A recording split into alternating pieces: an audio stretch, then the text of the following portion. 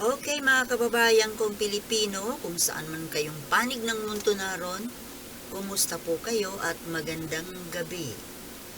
Ngayon po ay araw ng Martes, September 12, 2023. Gusto ko pong talakayin sa inyo ngayon yung mainit na issue na pinagtatalunan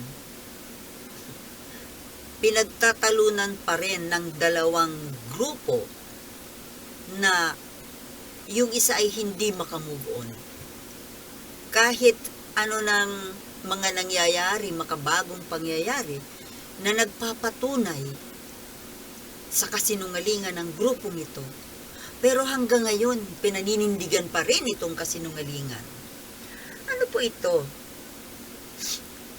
Mainit pong pinagtatalunan sa ngayon, yung tungkol sa historical revisionism at yung tungkol sa diktadoryang Marcos. Ako po hindi ko pa nababasa at balak ko talagang basahin at aralin yung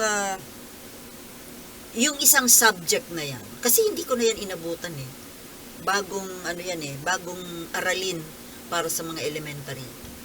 Yung isang subject daw yan sa grade 6 na tungkol sa araling panlipunan, social studies, at yung subject na yan ay may titulong Diktadoryang Marcos.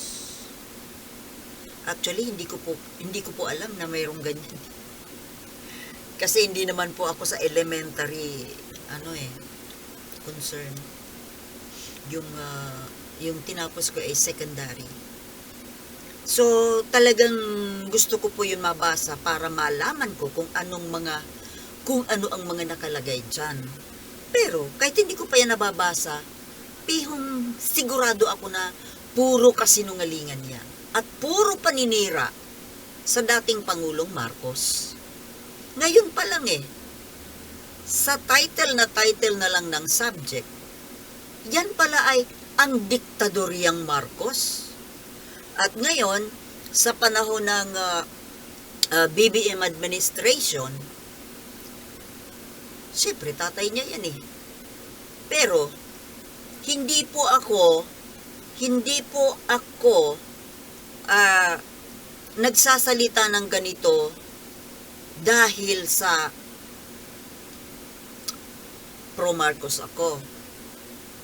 Kasama na yun. Pero, ang gusto ko lang pong sabihin, ang sabi kasi nitong mga makakaliwa, mga dilawang grupo, ay kailangang pag-aralan at malaman ng kabataan ng mga Pilipino yung totoong pangyayari. Bakit? Kayo po ang tanungin ko. Ano ba talaga ang totoong nangyari? Yan kasing history na sinasabi ninyo na yan ang katotohanan, yan po ang katotohanang version ninyo.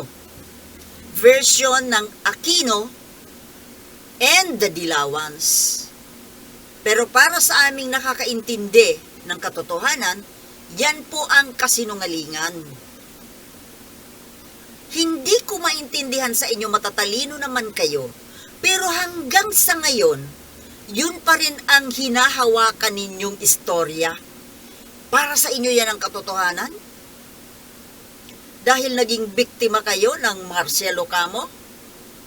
Itong si Eta Rosales, matandang to. Ba't ka nagrereklamo, hindi ka magka-move on? Isa ka daw sabi mo, isa ka sa mga naging biktima ng Marcelo? Bakit? Inano ka ba? Tinorture ka kamo?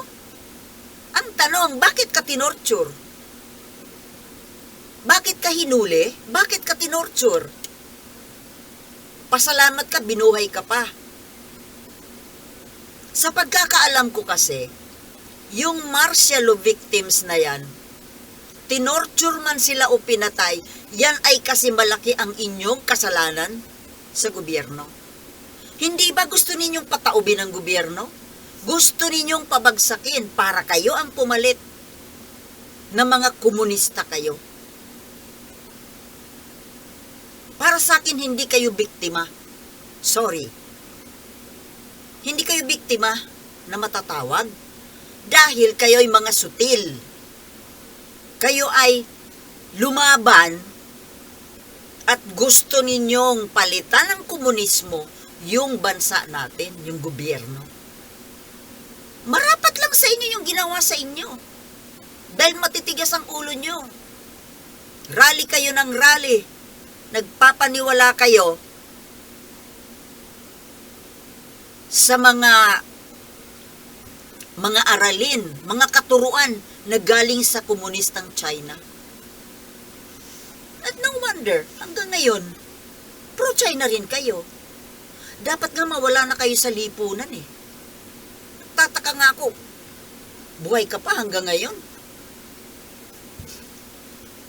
At ito pong sinasabing historical revisionism, bakit po ang history kailangang i-revise? Teacher po ako. Ang pagiging teacher, ang pagtuturo, ay kailangan ang ituro ay katotohanan. Naniniwala ako dyan. At ang history, 50% ay katotohanan, 50% ay kasinungalingan. Bihira lang po ang totoong history. Dahil ang history ay sinulat yan nung mga nanalo. Di ba? History is written by the victors. Kapag may nanakop na isang bansa, yung sumakop, siya ang gagawa ng history at siya ang bida doon. At yan ang nangyari noong EDSA 1986. Dahil kayo yung nanalo, napatalsik ninyo si Marcos, gumawa kayo ng sarili ninyong bersyon ng history na puro kasinungalingan. Diyan sa subject na yan, na diktadoryang Marcos, puro paninira, sinira ninyo ang pagkatao at karakter ni Marcos. Sinabi nyo pa na siya ang nagpapatay kay Ninoy? Sigurado ba kayo dyan? Hanggang ngayon nga hindi alam kung sino. Nagpapapaniwala kayo sa dahil galit kayo kay Marcos kasi inggit kayo sa kanya. Inggit na inggit kayo sa kanya. Dahil si Ninoy, gusto rin niya na maging pangulo. Kahit alam na niya na siya ang tinitrain ni Ferdinand Marcos na pumalit sa kanya dahil siya ay matanda na at may sakit, hindi siya makapaghintay, nagmamadali.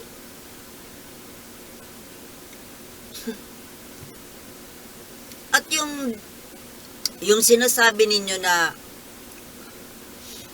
memorandum from DepEd na pinapapalitan yung title ng subject na pang grade 6 na yung diktadoryang Marcos ay pinapatanggal daw yung pangalang Marcos at gawin na lang na diktadorya. Yan ang itinuturo ninyo sa kabataan? Kasinungalingan? Tuloy yung mga kabataan nananatili silang bulag sa katotohanan. Ginagawa ninyo na sila ay mamuhi, masuklam sa Marcos, na pati sa anak ng matandang Marcos ay ginagawan extension yung hatred ninyo sa matandang Marcos. In-extend ninyo ngayon dito sa anak na Marcos. Siguro po, yung subject na yan, na tinatawag ninyong diktadoryang Marcos, siguro dapat yan palitan, talaga. Bakit hindi ninyo gawing the Marcos regime? Yun ang dapat. Kasi ang diktadoryang yan, yung term na, yung title na yan na diktadoryang Marcos as a subject, sigurado puro kasiraan ni Marcos yan. Kasiraan. Yung pagiging magnanakaw, mamamatay tao, mga violations of human rights na hindi naman totoo. Hanggang ngayon, nagpapaniwala kayo sa pinaniniwalaan ninyo yung mga paniniwala ninyong mga kasinungalingan. Si Marcos lang ang nagmahal, ang totoong nagmahal sa bansang ito. Wala. Yung mga sumunod sa kanya, walang makapantay, walang nagmahal ng totoo sa bayan. Si Marcos Sr. lang. Yung mga sumunod, tingnan nyo. Ano nangyari sa bansa natin? Anong pinagagagawa nila? From Cory to Ramos to Gloria. Sa totoo lang, si Erap lang sana yung medyo may pagmamahal sa bayan. Pero pinatalsik nyo rin. Kasi gusto ninyo kayo, mga magnanakaw. Hindi si Marcos ang magnanakaw. Kayo, yung mga pumalit kay Marcos. Okay lang na magkaroon ng subject tungkol sa rehimeng Marcos. Pero wag naman po sanang puro yung kasiraan nung rehimeng Marcos. Kaya nga dapat yan, yung title na yan ng subject na diktadoryang Marcos, dapat gawin dyan, The Marcos Regime. Ang rehimeng Marcos, na dyan, kailangang talakayin dyan, yung sinasabi ninyong pagdeklara ng martial law, yung magaganda nilang ginawa, ano ba talaga ang nangyari sa martial law? Bakit inimplement ang martial law? Yung totoo. Hindi yung lalasunin ninyo ang kaisipan ng kabataan. Rehimeng Marcos, hindi diktadoryang Marcos. Yun ang dapat. Huwag kayo magtuturo ng masyadong one-sided eh. Puro yung kasiraan. Hindi inutos ni Marcos na pahirapan kayo. Nakita ninyo yung ginawa niya kay Ninoy? Si Ninoy ang pinaka-leader ninyo. Pero tinorture ba siya? Ikinulong lang siya. Dapat nga, ano nga ba yung ano niya sa kanya? Firing squad eh. Firing squad ba siya? Pinatawad siya ni Marcos. Kung sino man ang nag-torture sa inyo, mga pulis, mga Philippine Constabulary, hindi na mamonitor ni Marcos yun. Dahil isa lang siya at kanyang ipinagkatiwala yung trabahong yon sa kanyang mga general. Isa-isa ba malalaman niya yun? Yung mga general, yung mga pulis na humuli sa inyo, talaga namang naniwala ako na mayroong paglabag. Pero hindi yun utos ni Marcos. Dahil hindi siya ganon. Ang pera kayo. Bakit hindi niyo tanungin si Enrile? Buhay pa oh.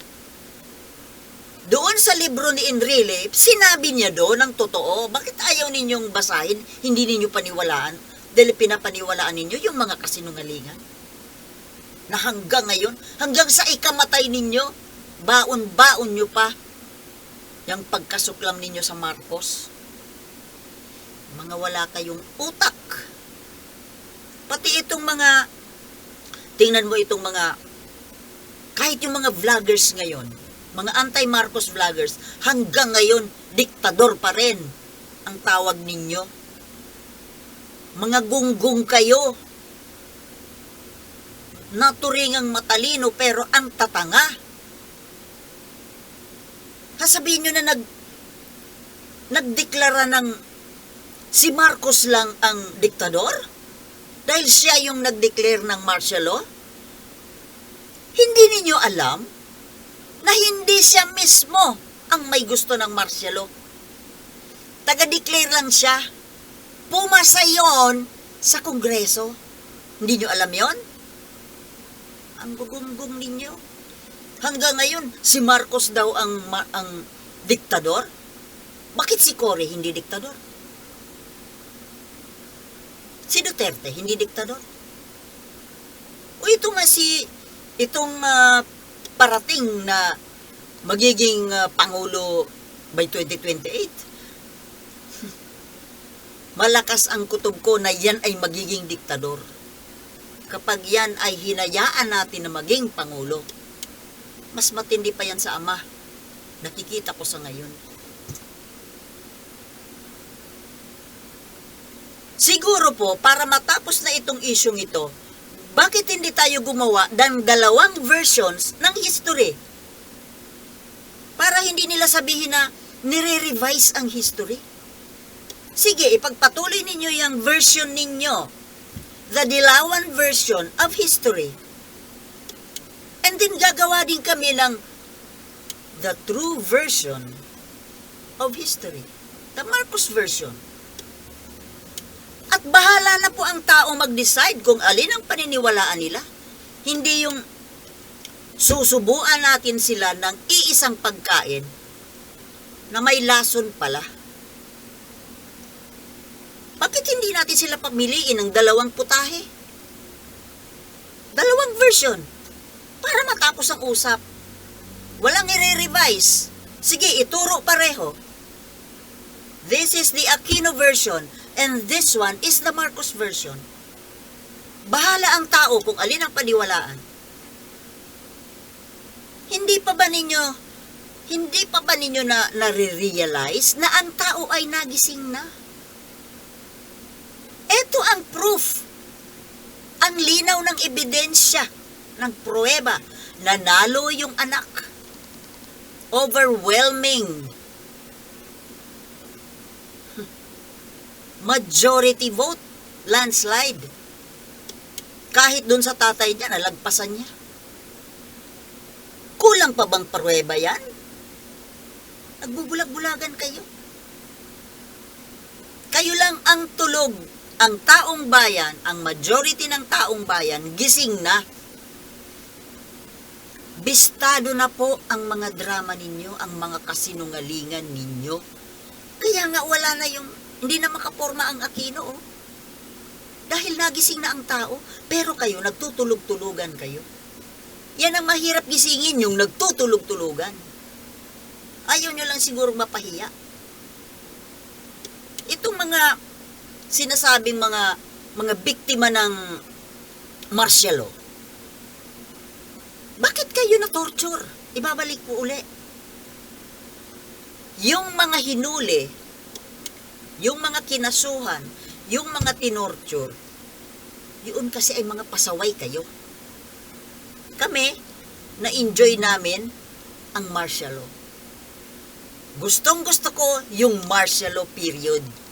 Hindi ako pasaway eh. Kailangan mo lang kasi maging law-abiding citizen. Mga sutil kayo eh. Laban-laban kayo sa gobyerno eh. Wala naman kayong magustuhang gobyerno eh. Kahit sino umupo, kinakalaban ninyo eh. Di ba? Kung naging masunurin ka sa gobyerno, hindi ka mangyayari sa'yo yan. Dahil ang totoo, gusto ninyong pataubin, pabagsakin yung gobyerno. Kaya yung Marcos, napilitan na mag-declare ng martial law para matigil kayo. Ayaw ninyo tumigil eh. Ang gulo-gulo nung panahon yung bago nagka-martial law. Kahit yung kapatid ko, sali-sali sa rally, nagkandagalos-galos. Ang tanga. Yan lang po ang masasabi ko. Ang daming, kahit na itong mga vloggers na hinahangaan ko, nabubwisit ako minsan pag sinasabi nila na diktador si Marcos, magnanakaw si Marcos. Gumising-gising kayo. Ang sisikat nyo, ang gagaling nyong vlogger, nawawala ang paghanga ko sa inyo.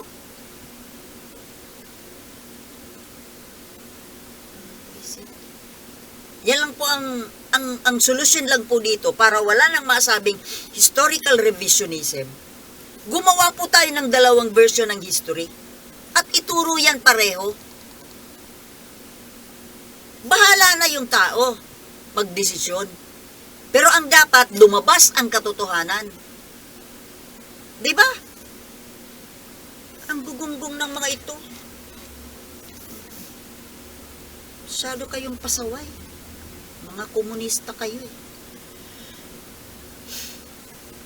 Bisit ako dito sa mga anti-Marcos na to. Hanggang ngayon, hindi pa rin magising. Ituturo nyo lang yung mga kasamaan ng Marcos. Yung mga nagawa niyang mabuti, hindi nyo tinuturo. Masyado kayong unfair. Injustice po yan doon sa patay ng tao. Na wala naman pong ibang inisip kundi ikabubuti ng kanyang bansa na ayaw ninyo. Kaya nga nyo siya pinatalsik, di ba? Binigyan kayo ng pagkakataon ng tao. Hinayaan kayong mag-rule. Pero ang ginawa niyo sa bansa. Oh, ngayon, nagising ang tao pero hanggang ngayon, mga utak bugok pa rin kayo. Diba? Hanggang dito na lamang po mga kababayan, high blood lang ako. Yun po ang masasabi ko tungkol dyan sa historical revisionism na yan na sinasabi nila. Tapos yung pagiging diktador daw ni Marcos. Si Marcos, Ferdinand Edralin Marcos Sr., ang the best president of all time in the world. Siya lang po ang nagmahal sa bayan natin. Wala nang iba na pangulo, ha? Okay? Thank you for watching, ladies and gentlemen, and see you in my next vlog. Peace.